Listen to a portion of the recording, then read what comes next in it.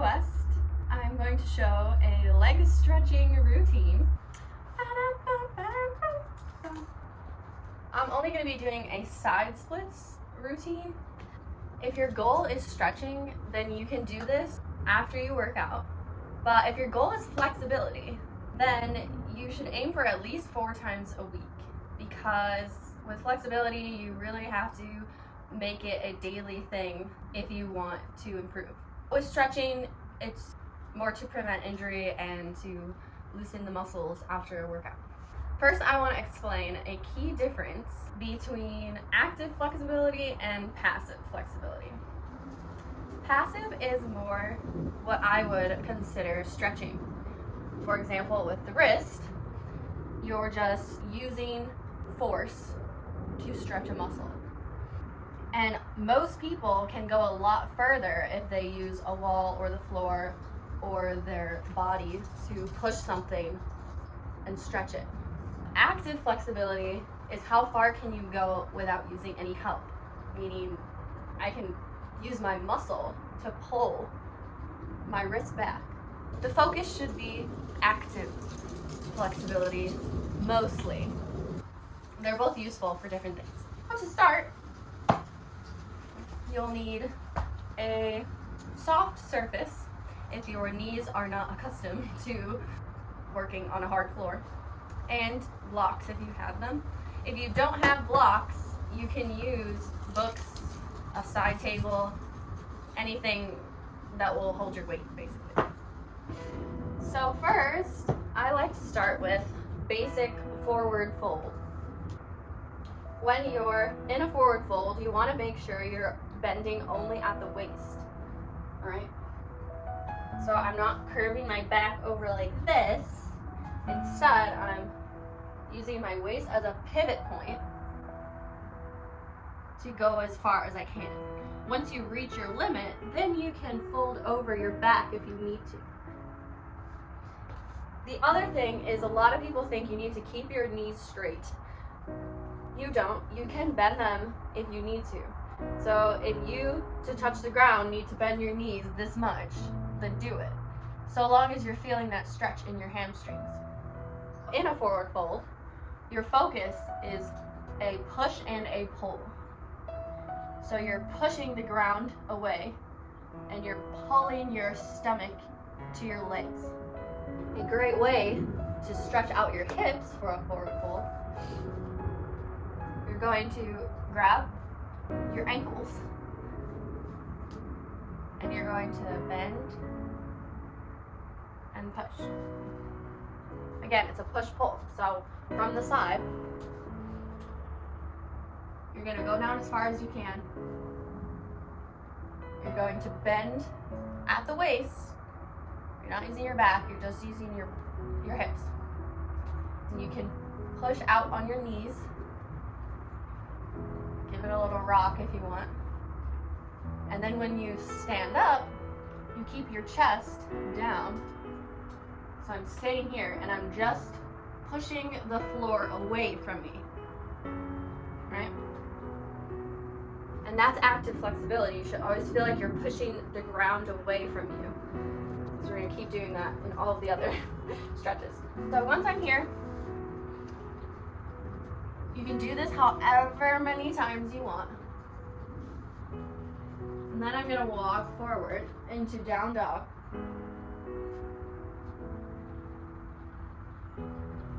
And here you can continue to stretch the calves and the hamstrings and kind of alternate back and forth. You don't have to touch your heels to the ground. That comes with time. You're just pushing back. And you're trying to keep your back always straight. See, I'm pushing with my shoulders and lifting up my hips. Once you're there, you can lift a leg if you don't have a plant in the way. And you want to try to keep your hips straight, and then you're going to come forward as far as you can reach and set that foot down.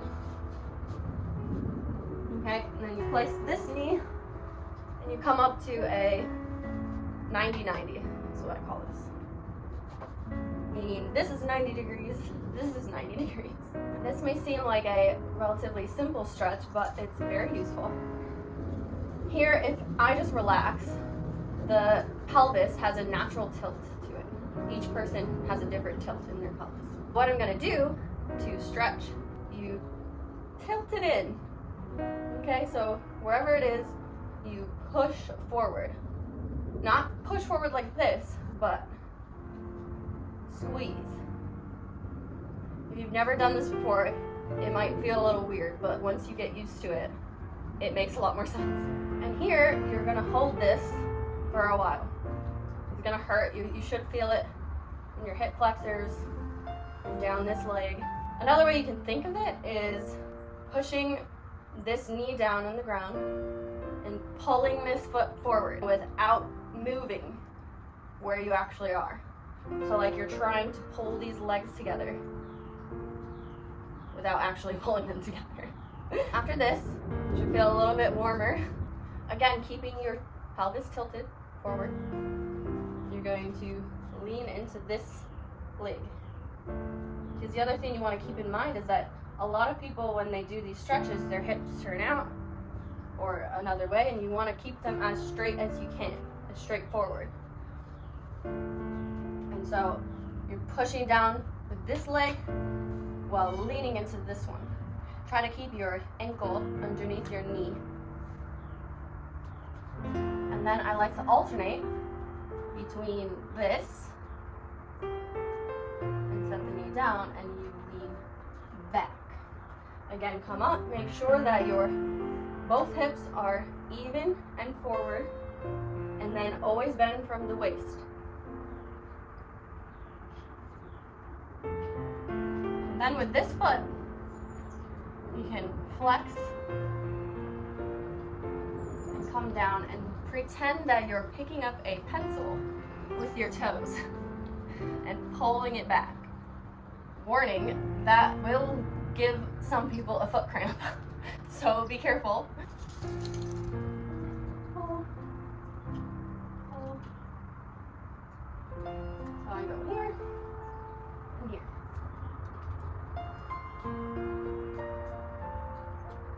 One thing that I should mention is that you want to start with your bad leg forward. So whichever leg is less flexible, start with that one. Next is you're just going to walk this foot over and you're going to come down. If this is too hard and your hip's coming out here, you can take a block or books or whatever you have and you can place it underneath that other hip.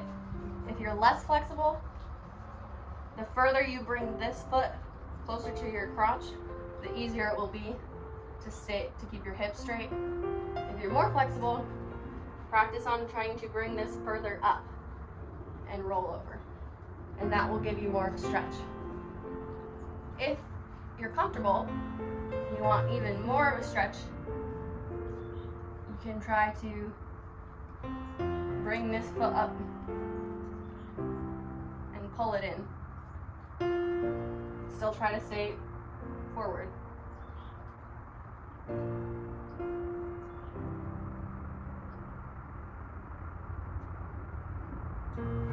And then you're ready to get into your splits. This is where blocks come in handy. If you don't have your full split, you need something to hold you up. I'm going to use these as an example. And this is where I'm at, right? You want to keep your hips forward still. A lot of people, when they do their splits, they're turned out like this. You don't want to do that. If your hip turns out, it means you need to practice holding yourself up with something to turn forward.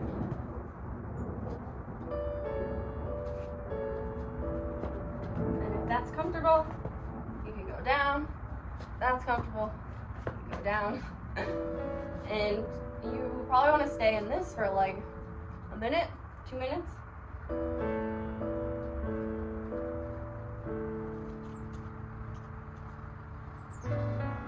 Something else I do in the splits to work on active flexibility is whatever leg is forward. Because I still have trouble pushing my knees straight is I will work that knee. So I'll flex and push down with my heel, and I'll hold that for 15 seconds, and then relax for 10 seconds, and then push down, and I'll keep going in between. And then when you hold it, you can try to relax and breathe a little deeper and push down. I'm already further. Now, if you're like me and in certain splits you're like really close to having it and you don't have it yet, you're gonna try an over split. You can start with one block. You can try two. I'm gonna use one. You put your heel down and do a split. This will help you get your regular splits.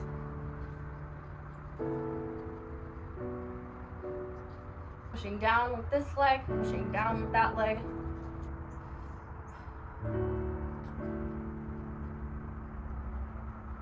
So once you hold that, ideally using a timer is the way to go with this.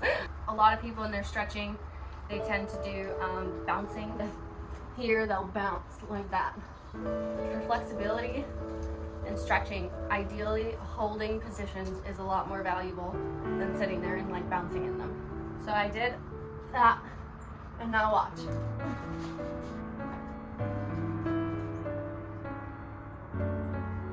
It's not gonna happen in one go, but I've been working on this for a while. And when I'm warmed up and I practice, I get my splits. And you'll know when you have a good proper split if you can stay in it straight and lift your hands up. And after, you wanna just kind of loosen up a little. Do some windshield wipers. Let your legs be friends again. Now that I walked you through my bad side, I will do more of a follow along on the other side. If you wanna use this to practice, you can just jump to this part in the video and follow along. Okay?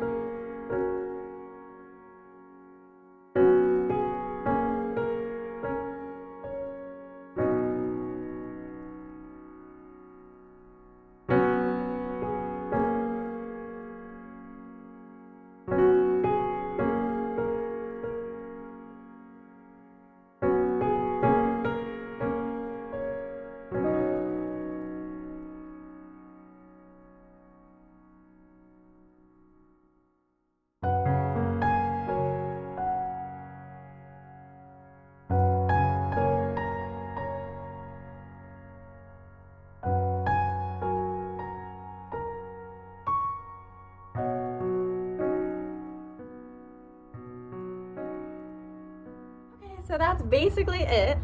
If you're new to stretching, if it's a new routine, this is a great place to start, even if you have to modify the positions. And if you're a little bit more advanced or you're looking for something newer, then I can do that in another video.